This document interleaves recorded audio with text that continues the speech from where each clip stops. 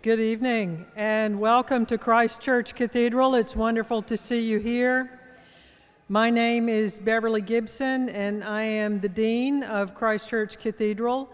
We are honored to be a part of your gathering here in Mobile and to be the host site for this evening's panel. It is a privilege to be a part of your honoring of the Clotilda and of the Africatown Museum and of all of the story and the ongoing lives of the descendants of that ship. I hope that you're having a wonderful time here in Mobile. It is not as hot as it has been, and it is not as wet as it has been, so that is a good thing. Let me say just one word before we begin about restrooms in case you would like to visit one. If you will go through these doors here that are open next to the font into the chapter house and go to your right and follow the signs to restrooms, you will find them. Also, if you go straight back through the chapter house and turn left, there are other restrooms there that are just a little bit further away. So once again, thank you for being here. Let me say one thing about the exterior and interior of this building. This church building itself dates from the mid-1830s. The interior that you see tonight that is from post-1906 when the original steeple came down into the interior of the church, and the interior was reconstructed after that point in time. The art glass that you see around you is from the late 19th all the way up through the most recent part of the 21st centuries. So once again, we are delighted to have you here. I hope this is a lovely evening and that you enjoy the rest of your time in Mobile. Thank you.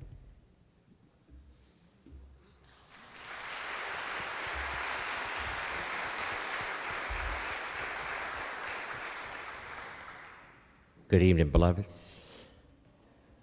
I'm running on fumes, y'all. And I'm tired, but even more so than that, I am so grateful for every single one of you all, for the support, for y'all's attendance, for your attention, and for y'all joining us this evening. Because what we have tonight is more powerful and is speaking to me right now, because this is one of those moments when you have the past, present, and the future all sitting at one time frame. This is the time frame when Dr. Green, who we heard earlier, one of the things that she said in one of our earliest conversations was about this concept of, and I think she touched on it a little bit today, but just this idea of unflattening history. Moving away from this sort of one-dimensional approach and thinking about three dimensions or more. And I have been a fan of thinking about that not only in terms of how we look to the past, in our national, stories, but also our individual personal histories. Because the more that we unflatten those stories, the more we know us. And so with that being said, I may be running on fumes, but I am so ready for this tonight.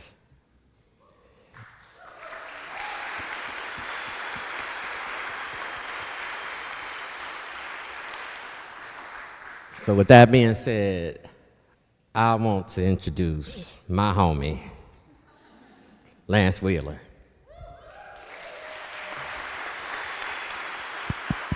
Hello. Hello? Hello? Can y'all hear me? Okay. So I'm not getting up there. That's too much for me. This is a conversation, so it's going to be treated like a conversation. Quick background of who I am, Lance Wheeler. I am the Vice President of Learning Engagement at the Charles H. Wright Museum of African American History in Detroit. Thank you. But people at conference, people always ask, where are you from? If I don't say this, I would be disappointed in myself. I am from Jersey. I am Jersey deep. So I just want to say I love my state. We get all the jokes, but I am from Jersey through and through. And so it's a privilege to be here with you all this evening. This is my first in-person conference. I've attended conference virtually, but I'm happy to be here with some brilliant brilliant, brilliant people. And so thank you for allowing me to be in this space with you all this evening. So I have a little quick write-up I'm going to share, and then we're going to jump right into this thing. Are y'all ready? Ooh, that was weak. Can we do that again? Are you all ready? Thank you. Once again, I'm Lance Wheeler. I have the honor to moderate this year's public plenary on the Clotilda and Africatown, a narrative that embodies the tragic legacy of slavery and the remarkable resilience of the human spirit. The story of the Clotilda is not merely a dark chapter in American history.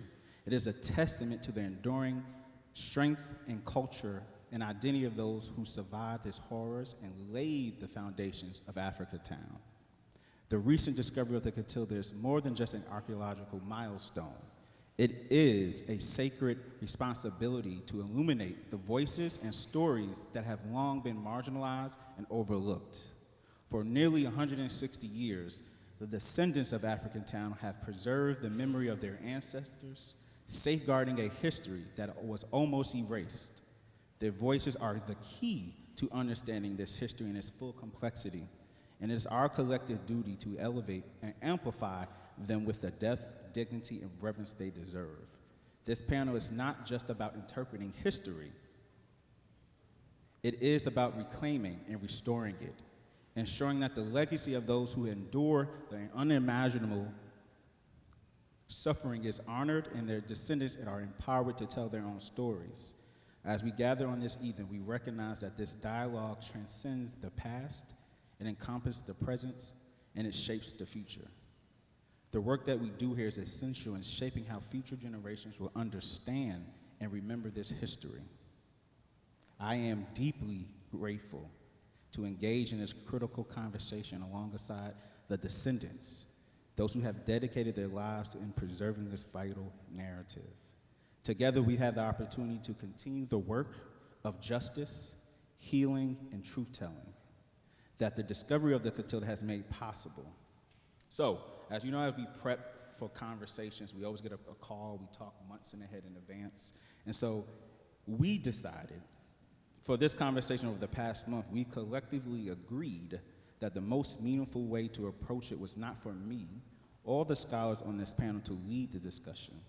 Instead, we felt it was essential for the descendants, the true experts of this lived history, to guide the conversation.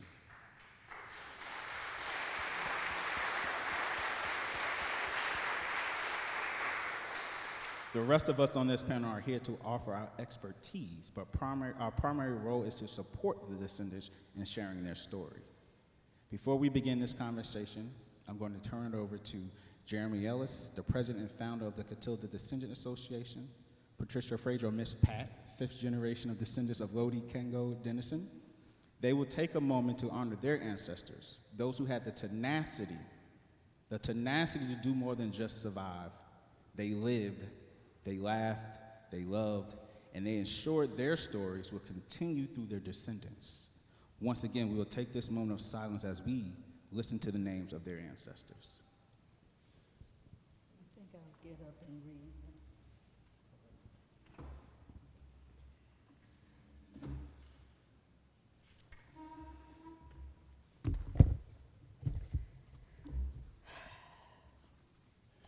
I am reading from the list that was organized by Hannah Durkin. This is the recent publication by this British author. It is called The Survivors of the Clotilda, The Lost Stories of the Last Captives of the American Slave Ship. She has them organized by the counties in which they resided. The first ones, unfortunately, did not get to reside in the United States because they drowned at sea. We have an unnamed 16-year-old girl, an unnamed 14-year-old girl, an unnamed Takar man, an unnamed Takar boy. That boy just happened to have been the cousin of Matilda McCreer, who you will hear more about. Another unnamed Takar boy. An unnamed young person. An unnamed young person.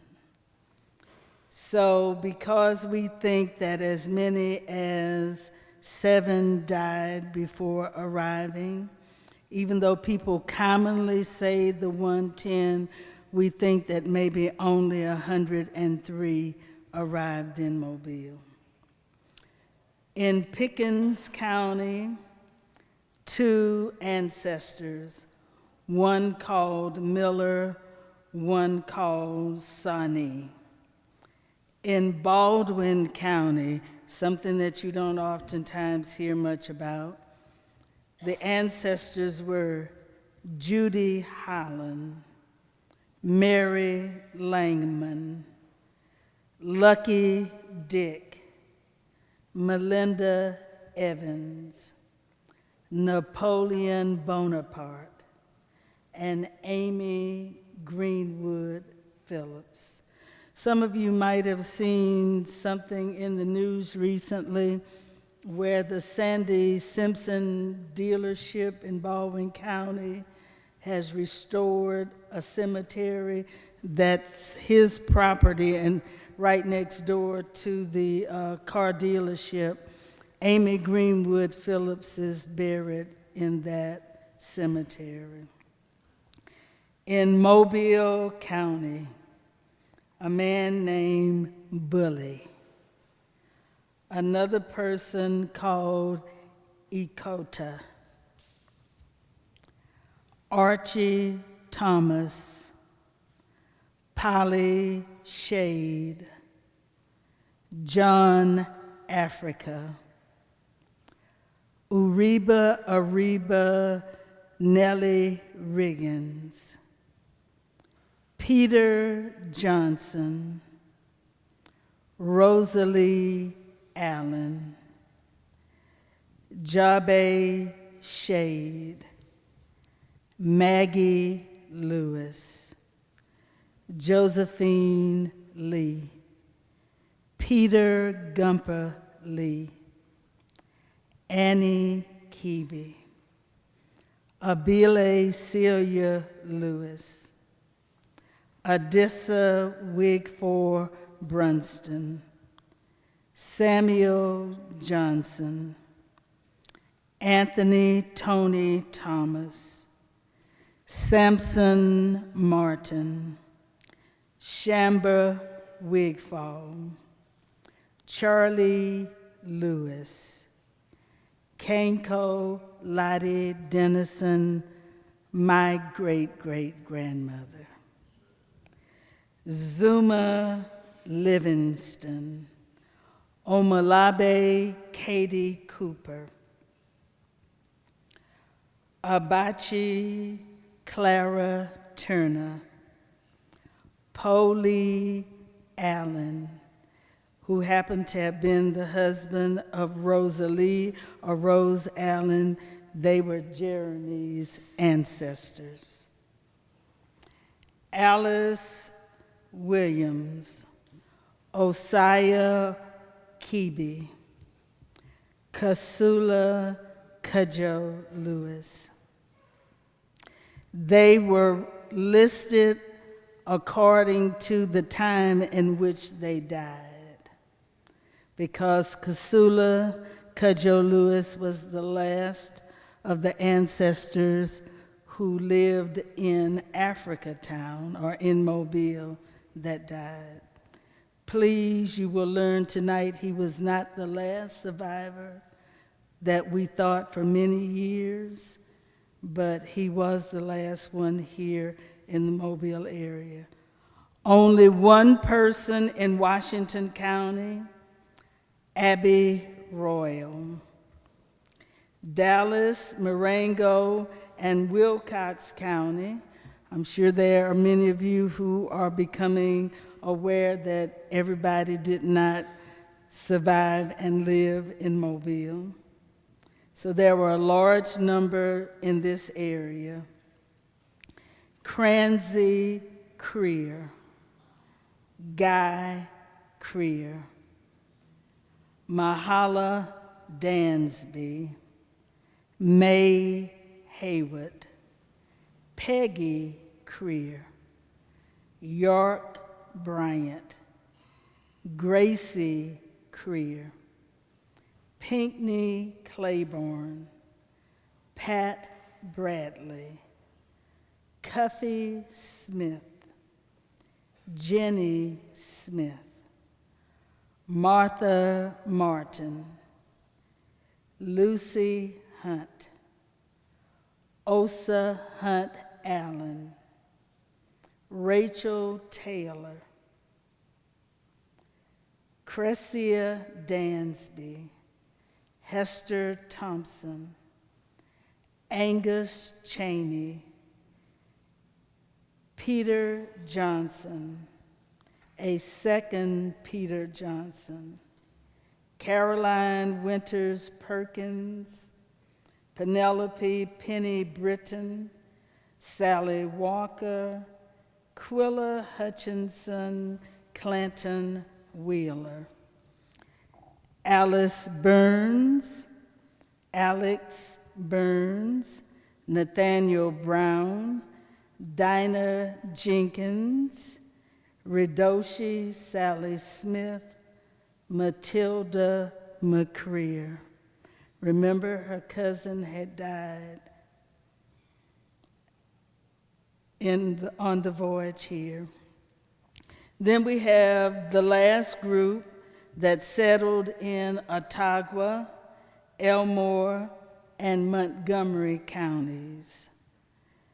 Liza Africa, Charlotte Knight, Joseph Porter, Isaac Porter, Beasley Porter, Reuben Givens, Unsee Blair, Martha Porter, William Say, Dinah Say, Nanny Smith, Como Robert Jones, Tomo Rose Moore, Ella Victoria Duncan, Sarah Africa Jones, and Bouja Moore. Thank you.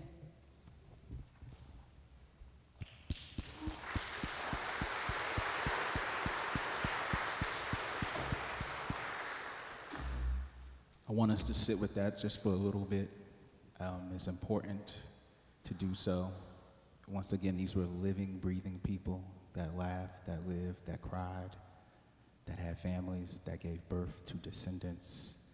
And it's not often that we get to hear their name. We may not see their faces, but we know their names. So let's take a quick moment again, and then we'll start this conversation.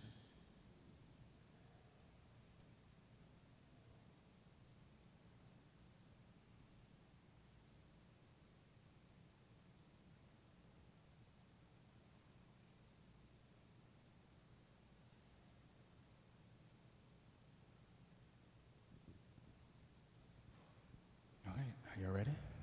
Awesome, awesome. So once again, I am not leading this conversation. The Descendants are.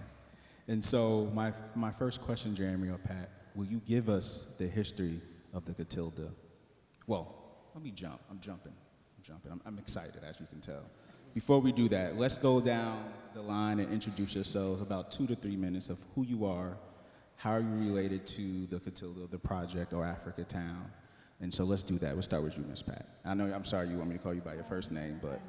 I had said earlier, when I hear people call me Miss Pat, it just lets me know that I've gotten old enough that people think that they have to say that. Thank you. I'm not used to using a microphone. I am Patricia Frazier, commonly called Pat. I am a 5th generation descendant of Lottie Kanko Dennison. She was my only ancestor on the slave ship. Many of the people in Africatown had two ancestors. But what makes my story very unusual is that she married another slave whose name was James Dennison. And I like it when Sylviane Diouf says that even though James was not on the slave ship, he played such an integral role in the lives of the people from the slave ship that you cannot talk about Clotilda and Africatown and not talk about him. He was a pilot. He had been born in Charleston, South Carolina. Burns Mayer, who was Timothy Mayer's brother, was his owner. And because he was a pilot, he was there at the point in time when the ship was towed up the Mobile Bay, and he was given the responsibility of hiding the captives in the swamps, or as they like to say, the cane breaks, until they actually were sold. So he was with them, and I oftentimes believe that because he was uncomfortable about having had to play that role, that when he was forced into marrying Lottie, because she ended up being one of the assets of Burns Mayer, then he brought her down the bay. And if you followed Royal Street all the way to what is now Texas, where the junkyard is, for people who locally know that that's where it's located, they settled there and did not live in Africatown. Good evening, everyone. First, let me just say thank you to the American Association for State and Local History for putting on this event tonight. I also want to say thank you to Richard, to Bethany, the entire staff, and to Lance for emceeing tonight's event.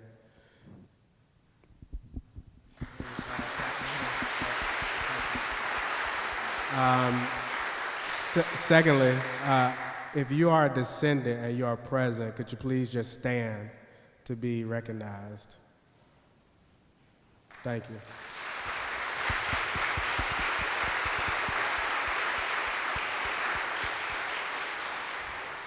So by way of introduction, my name is Jeremy Ellis. I am a direct descendant of two of the enslaved Africans aboard Clotilda, Kupoli and Rose Allen, and I am also the current president of the Clotilda Descendants Association. And so I'm excited to be a part of tonight's panel discussion. Thank you. Is this on? Yes. I'm Stacy Hathorn.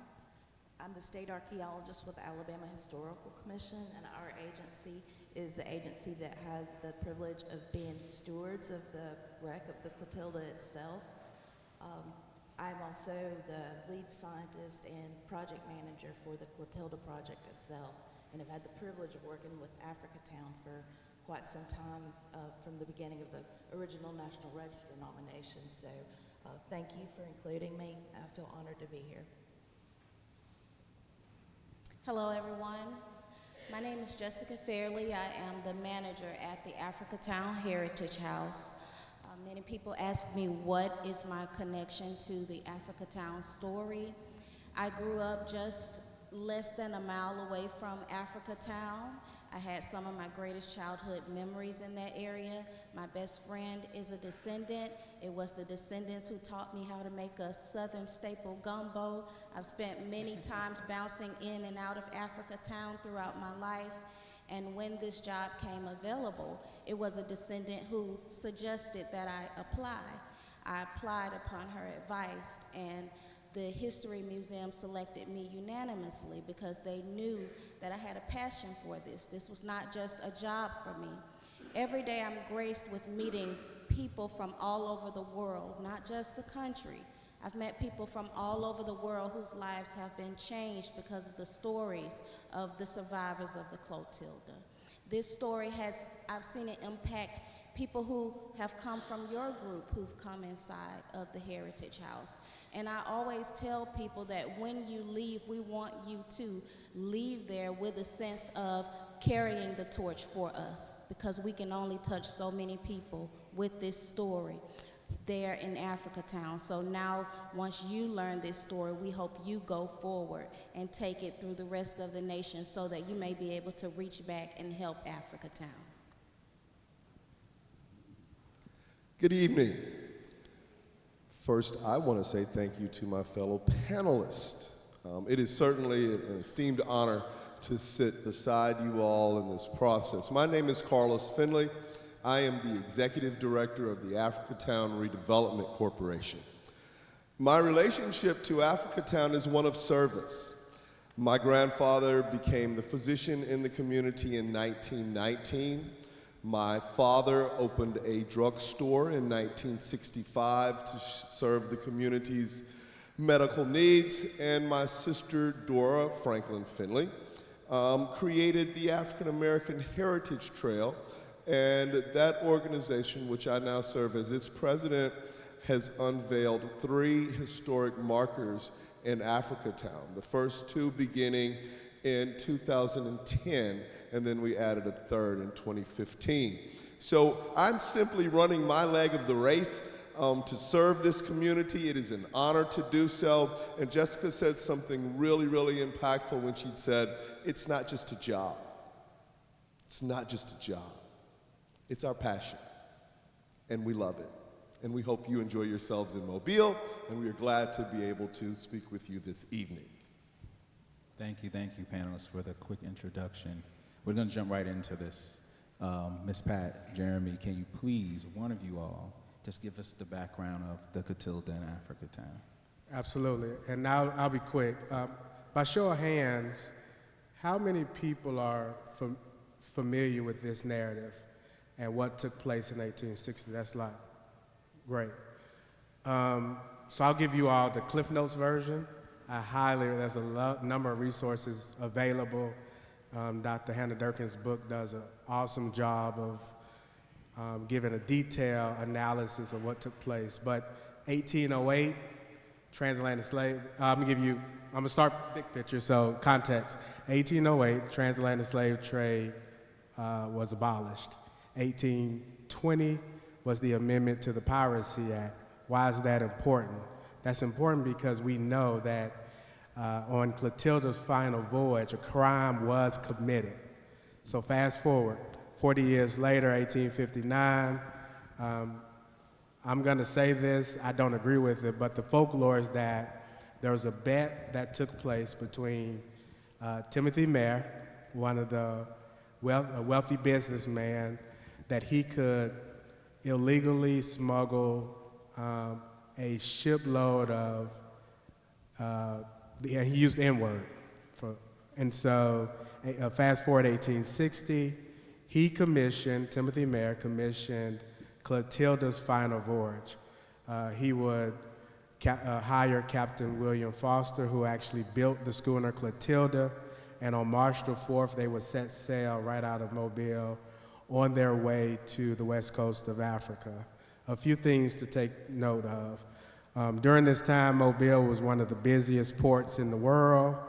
It was a booming city, and essentially when they left to Clotilda's final voyage, they left in order to commit this crime. They left on March the 4th. They would, during their voyage to the Kingdom of Dahomey, which is modern-day Benin, they would experience what we now know as a hurricane. Some of you all just learned about hurricanes being here this week. But they would experience a very strong storm. They would actually be chased 3 times by Portuguese warships. A lot of people don't know during that time there were warships patrolling the Atlantic Ocean. They were chased 3 times. They got damaged from the actual hurricane or the storm that they experienced. They would have to stop and repair the ship, and eventually around May the 15th, they would make their way and anchor on the west coast of Africa. When they anchored, you would anchor at sea. You would not anchor at the port, so you would anchor at sea, and that's very important for this portion of our ancestors' narrative, truth. But and then there would be canoes from King Glay's Dahomean warriors that would come out and put them on these canoes and then take them to the barracoons, etc. Captain Foster would spend about 9 days before he would actually make his purchase. And what we know is that he would eventually make his purchase. He would purchase 125 of our ancestors. The way it worked in the barracoons, and I think Dr. Hannah Durkin does an excellent job of really explaining this, but think about the barracoons basically being an outhouse. That's what they would experience, my ancestors, when they spent a few weeks in the barracoon. But Captain Foster, they would separate the men and the women, and for every man, he selected a female. And obviously he did that because he wanted to reproduce. He selected the youngest being as young as 2. Miss Pat talked about Matilda McCrary. She was 2 years old. The oldest being about 23 years old, and they were skillful individuals. I think that's very important to understand, because a lot of times when we humanize our ancestors, it's important that we remind you that these were skillful, very intelligent, coming from a very urbanized area in Africa. These were not barbaric people. These were skillful, agricultural. Some worked in the market, but it's very important that you understand the type of people that were selected. He would purchase 125. And then they would eventually load about 35 at a time onto these canoes. So he would put the 35 on the canoes, and then they would take the canoe out to Clotilda, where they would load them onto Clotilda. A few important points. They would strip them of their clothes. That haunted them until their death.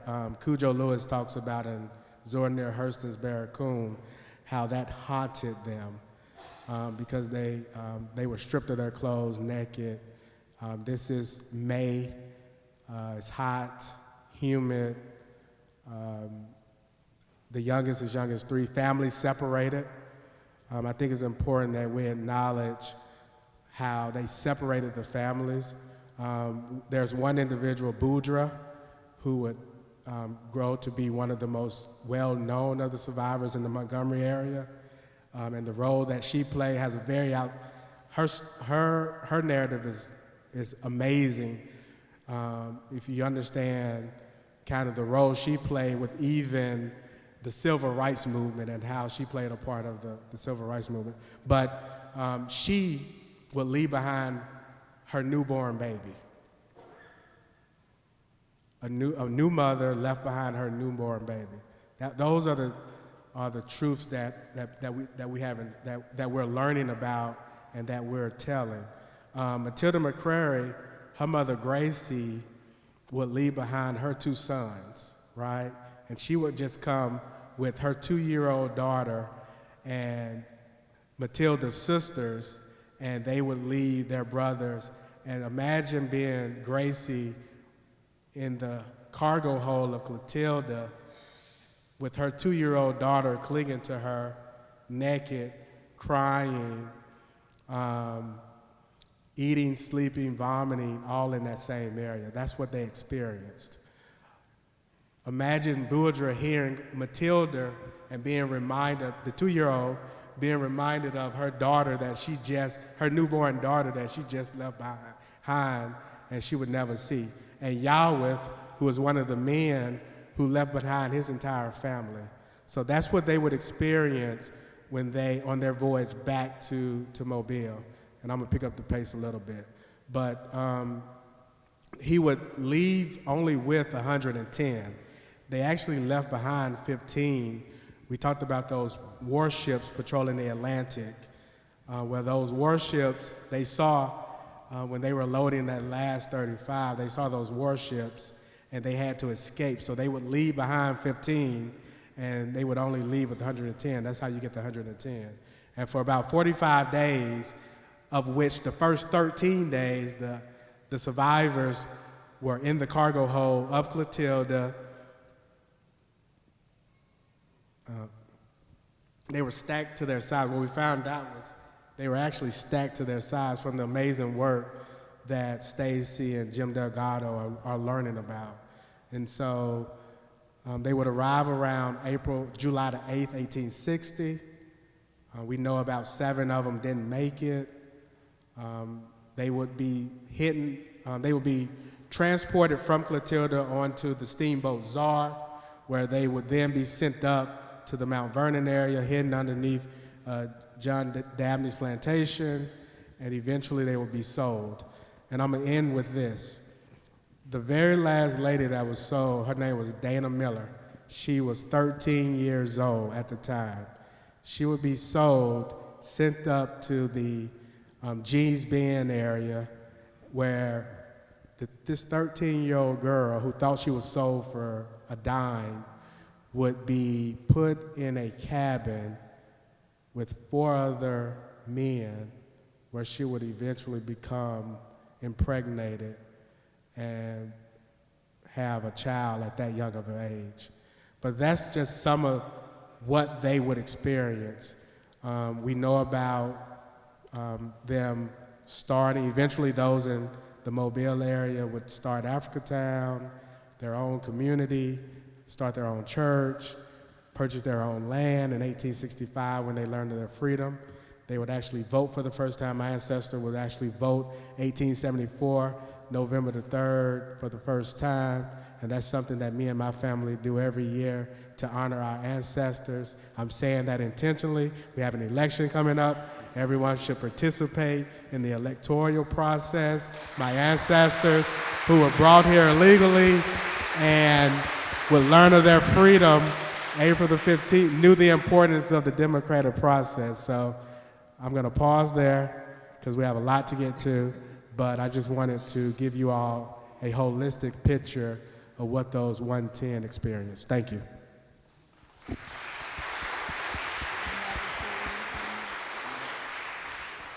I would like to just add a couple of things. That Dinah Miller that Jeremy talked about was not originally in Gee's Bend, but went to Gee's Bend, I think, in her late 30s. But what is so significant about her is that so many of her her descendants are those ladies that were quilters. The Gee's Bend quilters, yeah. And another point that I'd like to mention is that when Amelia Boynton Robinson, you guys are historians, so I'm sure that a lot of you know that she was very involved in the civil rights movement and the march from Selma to Montgomery.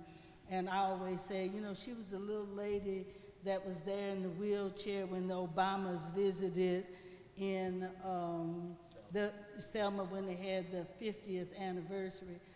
I think it is quite interesting that she started life as a Tuskegee extension person. And because of that, they would go out to help black farmers, and she met Redocia or Sally Smith. And so it's in her biography that she talks about having met her. And Sally Smith had never learned to read. And Emma thought that she was from the slave ship Wanderer, because some of the Wanderer captives had ended up in Alabama, even though more of them went up the East Coast and probably stayed in Georgia. And so when Emma asked Radoshi or Sally Smith, what ship did she come from? And she said, I don't know. I never learned to read, and no one ever said. But listen to this. She said, but the captain's name was William. He was William Foster. And because of her difficulty with the English language, that she never learned to speak very well, she could not say William. She said he was William. So they were really unbelievable people. Matilda McCreer, that Jeremy also mentioned, she was originally purchased by a Alabama house person whose name was spelled C-R-E-A-G-H and was pronounced Creer. Well, she decided that she was not going to carry that slave master's name and added the MC to it. So she became Matilda McCreer. And because of the change in name, her own grandson, Johnny Creer, who had always known that his grandmother was from Africa, he had no way of knowing she had come on the Clotilda. And she, very interestingly, in the 1920s or 30s, actually walked to the courthouse in Selma and demanded her reparations. So some very, very interesting persons on that ship. So I'm trying to keep track of time, and we can sit here all day and listen to you both, but we're gonna keep going really quickly. So this is for Stacy and Jessica. How are you both preserving, as archaeologists, how are you preserving the Clotilda? And then Jessica, how are you telling the story at the museum? So Stacy, we'll start with you. Okay. Well, initially we had to identify it, which was a long scientific process, and in conjunction with the community as always and the Descendants Association. But then at this stage, what we're doing is research to determine the best path forward to preserve the Clotilda herself. And 2 years ago, we did a 2 months of field work from a barge at the site. We collected a lot of scientific information, everything from biological to geological to engineering. We had conservators on board to look at the vessel, and we sent all of these samples that we took off to different scientists around the United States, collected those reports, and just a month ago, we presented a report in which all of the findings of this research that we've done. The report itself, just as a synopsis, recommends preservation in place because while the Clotilda has enough integrity, archaeological integrity, which means it can tell its story if it's scientifically excavated by archaeology, it doesn't have a great deal of structural integrity. Its deck was lost when it was burned. At some point in its history, the stern was sheared off by a vessel strike. So it lacks, two of its sides that's holding it together, and what's left is being held up by the sediment that's inside and outside of the vessel. The fasteners some are in great shape and some are completely compromised, and also the wood itself ranges from everything from being so intact that you can smell the pine when it's cut to being something like soft cheese. So the report recommends preservation in place, but there are a number of options. We presented those findings in a public meeting and a Zoom call with the Descendants Association in the community of Africatown. That the report is with them. It's also available on our website if you would like to look at it yourself. And we are currently collecting comments and in consultation to decide what the next steps are. In the meantime, we've planned to put some fixed aids to navigation to protect the shipwreck, to prevent other vessel strikes, and also to hopefully deflect some of the, those of you who went out on the tour saw how many logs were coming down the river after the storm, so as to protect the site from being struck by logs and having logs collect on the vessel. And we are hopefully towards the end of our permitting process for that, and we'll have those up soon. Thank you. Thank you. Oh, you've already- Okay, so my question is, how am I telling the story? How is your museum, your institution telling that story? Right. So last fall, we partnered with StoryCorps. So StoryCorps came to Mobile, and I worked directly with them to create a team and select people from the Africatown community to preserve their stories, because telling the story is one thing, but we want to make sure that it's accessible to people from here into history. So a great number of the people, I believe Ms. Pat, I believe Jeremy, Carlos as well was a part of the team who got people together in the community, and they came to the Africatown Heritage House and recorded their story. So they are now in the Library of Congress. We have a plethora of interviews that future generations can look back on that are documented. So that's one way of telling the story. Something else that, we do regularly, we had visitors all weekend long. And what I do when people come inside is basically introduce them to our staff. I handpicked our staff because I wanted people from the community. When I first met Ms. Carla, I knew she had to be at the Heritage House because Ms. Carla lives across the street and she has a long history in the area. I knew Tiffany needed to be at the Heritage House, and I didn't know why until about 4 months ago. So if you all came to the Heritage House, you would have found out that Tiffany met Hannah Durkin in January.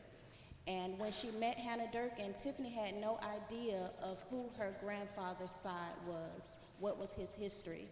And so she gave her information to Hannah Durkin, and then immediately Hannah Durkin was able to let her know that she was in fact a descendant of Arzuma Livingston, who was also on the Clotilda.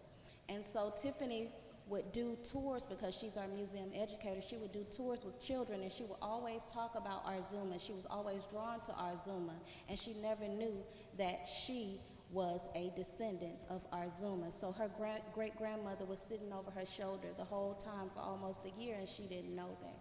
So she tells her story every day. So we all give our connection to the Africatown story, and there are others who come in as well who are learning who they are based off of the stories that we give them. One thing that I really, was touched by, we had an event called Culture Fest this past summer, and I always wanted to tell the story of the ancestors. Always wanted to tell each one of their stories. And so we had someone come in and write a story based off of the story of Lottie Dennison, and also Bobby Dennison as well. So this is Mrs. Pat's family. And we had a play, and that play was well received throughout the community. Not only that, people are calling to see it again. So this is keeping the story going. So it's these outside of the box type of things where we're not just letting the history stay in the books, we're bringing it to life by putting it in the hands of people who have an art background, who are able to tell it better than I can tell it, and better than some others may be able to tell it. People learn different ways. Some people learn through books, some people learn visually. So it's my idea to tell the story in as many facets as I possibly can. It sounds like you're doing a phenomenal job of bringing Thank it to you. life for Thank people. I think history only becomes real when you can find yourself in the story. And so I want to commend you for doing that work. And so I just want to give you a round of applause for that. Thank you.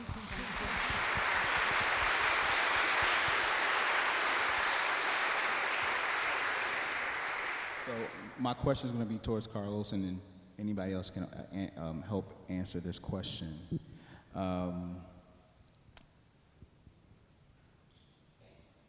How can preserving Africatown's legacy serve as a model for other communities across the country that seek to honor their own histories and promote culture development?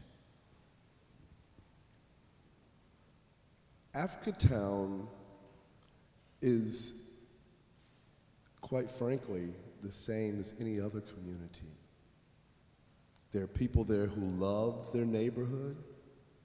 There are people there who have a legacy in their neighborhood. There are many other communities that hold that mantra. The defining piece of Africatown, however, which gives it the opportunity to expand and explode and serve as an example, is that it was founded by native Africans. And there's a nuance there. We've got to understand that these aren't African American freed slaves, because there's a different mindset. These were people who knew what it was like to be free, and they were only enslaved for 5 years. So they were very much of a mental state of freedom. So what we do at the Ark is to honor that legacy, because what these people did was to create their own community from the ground up. There was nothing. And they purchased land. What I always admire about them is that they understood to truly be free, you must own your property. To truly be free. And so what we do is create opportunities for people to own properties. We don't rent anything. We're not looking to rent anything. We have a threefold mission, and that mission is to redevelop the community by refurbishing housing first, to preserve this amazing history, and to create an environment where commercial interest can thrive. Because in order to have a healthy, sustainable community, which relates to what other communities can see, you must have a healthy balance of residential and commercial property. You have to. That's what made Tulsa, Oklahoma so strong. Because if you can keep your money circulating in your area, then there's room for more investment. And so what we do is bring about a financial literacy piece, we bring about an opportunity piece, and we're there in the community every day at our beloved Africatown Hall, and we work with an organization that has a food bank every second and fourth Tuesday and Saturday of the month. Africatown is unfortunately a food desert, but it's a complete commerce desert. And so where some may see that as a challenge or a threat, we see that as an opportunity, because we know that it was there before. Africatown had its own post office. It had several businesses, cleaners, all the kinds of businesses that we have.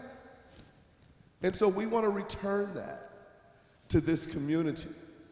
And we want to return in a way that it never was before. Because you're talking about a community that's suffered Hades for 164 years. 164 years. But Jessica's experience that she offers at Heritage House, which is an industry in and of itself, our ability to refurbish housing, attract commercial businesses and entities, create a healthy, sustainable environment could serve any community in this country and, quite frankly, the world. And so that's what we do. And we're honored to be able to do it in this very special place.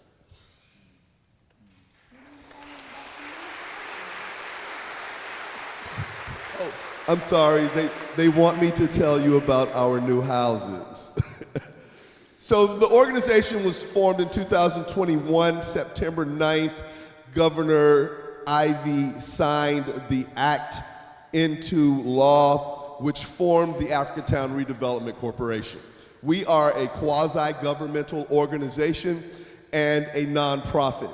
And so within that time, from 21 until present date, we have built, constructed 2 homes that are on the market for sale right now. We've acquired 20 properties in the community, and we are looking at 21 separate properties that are blighted and overgrown so that we can cure those. We feel like if within the next 5 to 10 years, we can create 40 residences for families to live in, it'll be a great decade.